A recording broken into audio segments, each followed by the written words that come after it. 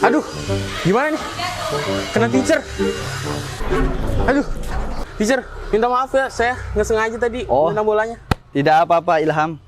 Ngomong-ngomong siang-siang di bulan Ramadan main bola masih kuat puasanya? Masih lah, kan aku kuat.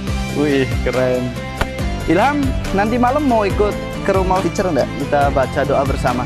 Wah, ada acara apa teacher? Jadi gini, nanti malam di rumah ada Qiyamul Lail. Gimana Ilham? Nanti malam mau ikut ke rumah teacher enggak? Boleh banget teacher. Ngomong-ngomong tentang Lailatul Qadar teacher, aku mau nanya seputar Lailatul Qadar, boleh nggak? Mumpung ada teacher nih. Wah, tentunya dong. Kelihatannya seru banget nih pertanyaannya. Aku mau nanya tentang ayat yang berisikan tentang Lailatul Qadar.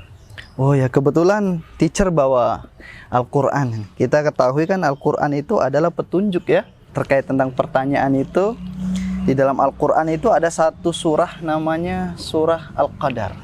Nah, tentunya Ilham sudah tahu ya surat Al-Qadar? Tahu. Nah, terkait penjelasan tentang Lailatul Qadar, itu ada semua di surat Al-Qadar. Coba Ilham baca.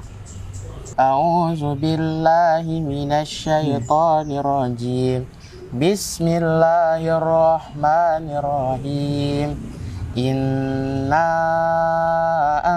anzalnahu fi lailatul qadr. Surat Al-Qadar ini menjelaskan bahwasanya sesungguhnya kami, yaitu Allah Subhanahu wa taala, telah menurunkan Al-Qur'an fi lailatul qadr, pada malam yang disebut dengan Al-Qadar. Lah, pertanyaannya itu adalah apa Lailatul Qadar? Laila memiliki makna malam namanya. Qadar ada 3 makna setidaknya yang menjelaskan tentang apa yang dimaksud dengan qadar. Qadar itu makna pertama adalah sempit. Kenapa qadar itu sempit? Lah, karena pada malam itu malaikat turun ke bumi. Di ayat ini dijelaskan tanazzalul malaikatu warruh. Pada malam ini malaikat turun di bumi sehingga bumi itu terasa sesak. Sehingga malam itu disebut malam yang sempit karena malaikat turun. Makna kedua dari Al-Qadar itu adalah ketentuan. Jadi di malam itu Allah menentukan kehidupan manusia. Makanya di malam itu Nabi Muhammad menganjurkan kepada kita untuk berdoa, berbuat kebaikan dengan semaksimal mungkin agar kita ditentukan oleh Allah seluruh kehidupan kita dengan kebaikan. Salah satu ketentuan Allah itu adalah Allah menurunkan Al-Quran di malam Qadar. Lah, Qadar yang ketiga, Al-Qadar, makna Al-Qadar yang ketiga itu adalah kemuliaan. Jadi malam ini disebut malam kemuliaan. Nah, kemuliaannya itu tidak terbatas. Nah, coba dibaca di sini ayat selanjutnya. Wa ma adraka ma lailatul qadr. Terus Lailatul qadri khairum min alfi syahr. Nah, karena malam ini disebut adalah malam kemuliaan dan kemuliaannya tidak terbatas, maka Al-Quran itu mengisyarakan karena begitu mulia yang tak terbatas, disebutkan Lailatul Qadri khairum min alfi syahr. Kata Al-Quran, karena begitu mulianya malam ini itu adalah malam yang lebih baik daripada 1000 bulan. Jadi kalau kita hitung-hitung itu 1000 bulan adalah sama dengan 83 tahun. Lalu apakah maknanya 1000 bulan ini hanya 1000 bulan? Bukan. 1000 bulan itu adalah simbol yang menunjukkan ketidakterbatasan. Kan Ilham mungkin banyak ya di kelas. Orang ini nih 1000 alasan kalau diajak kemana gitu. Diajak, pernah nggak di kelas Ilham bilang, ayo kita belajar bersama yuk. Ada satu kawan, dia menggunakan 1000 alasan. Tidak mau diajak belajar. Nah, kata 1000 itu menunjukkan bahwa ketidakterbatasannya, mulianya malam itu, sehingga diksinya menggunakan 1000. Jadi bukan berarti 1000, bahkan karena di situ khairun min alfi, lebih baik daripada 1000 bulan. Dari sini ada 3 pendapat tentang makna Lailatul Qadar. Yang pertama adalah malam ketentuan. Yang kedua adalah malam yang sempit karena para malaikat turun di malam itu. Yang ketiga adalah malam kemuliaan. Dan malam kemuliaan ini dideskripsikan di dalam Al-Quran, khairun min alfi syahr, lebih baik dari 1000 bulan. Oh gitu ya Ustadz. Aku masih ada pertanyaan nih. Oh ya.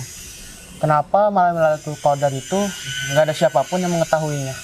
Ya, ini pertanyaan yang menarik banget. Memang di dalam Al-Quran, di dalam hadis-hadis itu tidak ada secara spesifik bahwa malam Lailatul Qadar itu jatuh di tanggal berapa di bulan Ramadan. Tidak ada spesifik. Nah, tentunya ini ada hikmahnya. Karena semangat dari surat Al-Qadar ini adalah semangat untuk mengajak kebaikan. Nah, sehingga disembunyikannya malam Lailatul Qadar ini adalah hikmahnya agar kita umat muslim di sepanjang hari itu adalah untuk melakukan kebaikan-kebaikan. Sehingga tidak ada istilah dalam sedikit pun dalam kehidupan orang muslim untuk melakukan keburukan.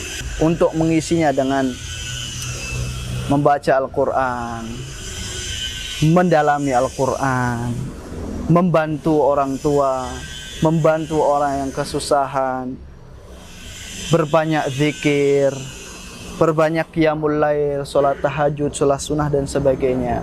Dan beragam aktivitas-aktivitas yang penuh dengan kemuliaan dan kebajikan. Dengan harapan, dengan kita menghidupkan bulan Ramadan sepanjang hari, sepanjang malam itu, kita mendapatkan Lailatul Qadar. Wah, betapa mulianya kalau kita mendapatkan Lailatul Qadar ya. Oh gitu teacher. Berarti kalau kita ingin mendapatkan Lailatul Qadar, berarti kita nggak usah tidur aja biar dapat. Gimana teacher? Ya bukan seperti itu juga.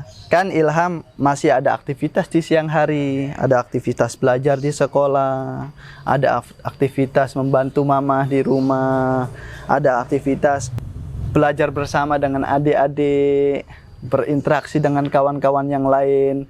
Nah, sehingga kalau misalkan sepanjang Ramadan Ilham tidak tidur malam, nanti siangnya malah tidak fokus untuk belajar. Lah, sehingga di sini cukup menghidupkan beberapa jam saja udah cukup. Sebelum sahur misalkan, Ilham menyisihkan waktu untuk 1 jam atau 30 menit membaca Al-Quran, beribadah kepada Allah, membantu mamah dan sebagainya. Itu sudah cukup. Atau misalkan sebelum tidur, misalkan Ilham sebelum tidur diawali dengan sholat sunnah yang lain, berzikir, kemudian tidur, kemudian bangun lagi sebelum sahur, membaca doa lagi, membantu mama menyiapkan sahur. Itu juga bagian dari menghidupkan Lailatul Qadar.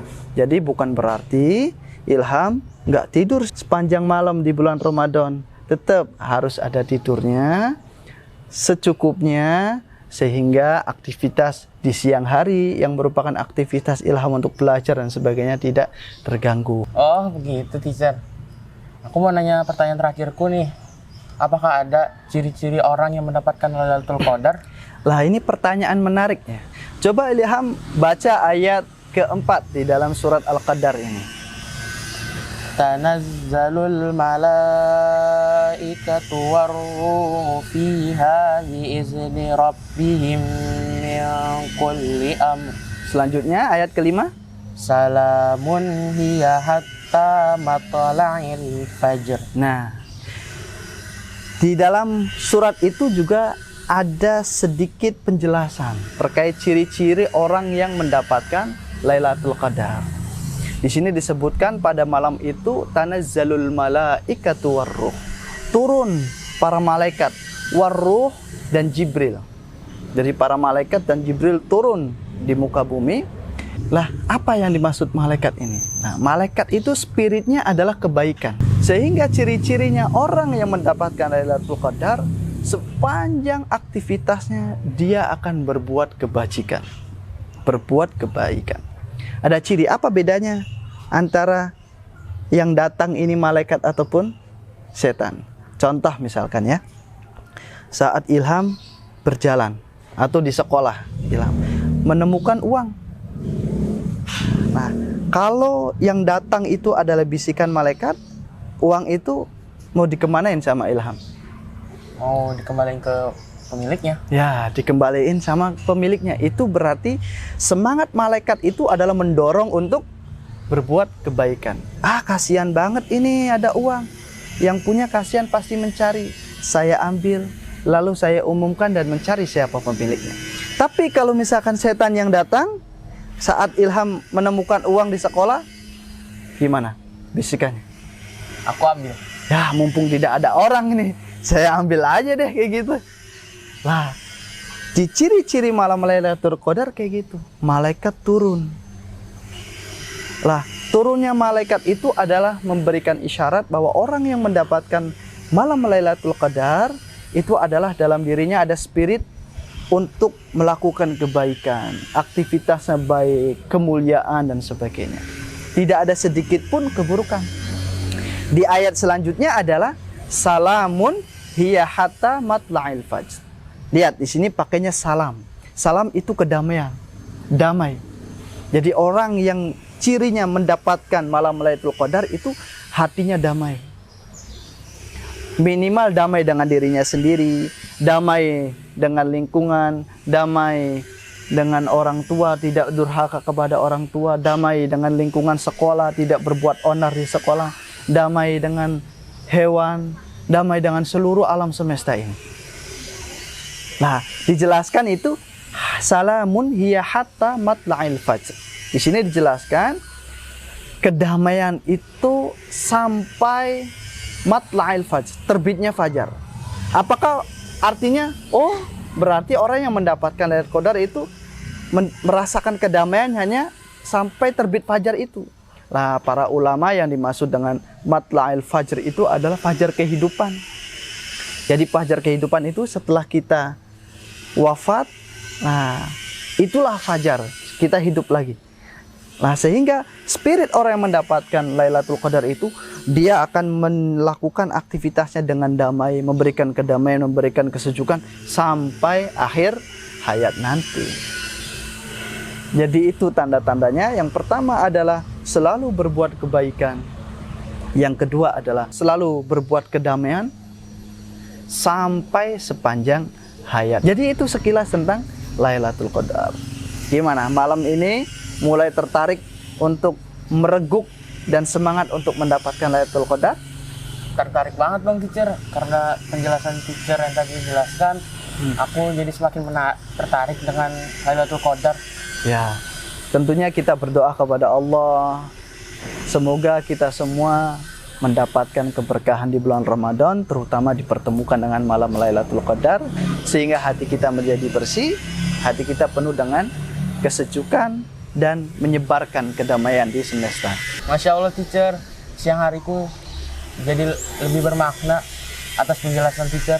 Terima kasih ya Teacher atas penjelasannya. Ya, sama-sama Ilham. Kita masih harus tetap belajar terus, menyempurnakan diri agar kita bisa mendapatkan malam Lailatul Qadar, sehingga kita menjadi muslim yang sejati, yaitu muslim yang menyebarkan kebaikan dan kebijaksanaan. Jangan lupa nanti malam kita berdoa bersama untuk menghidupkan malam Lailatul Qadar. Siap Teacher. Ya.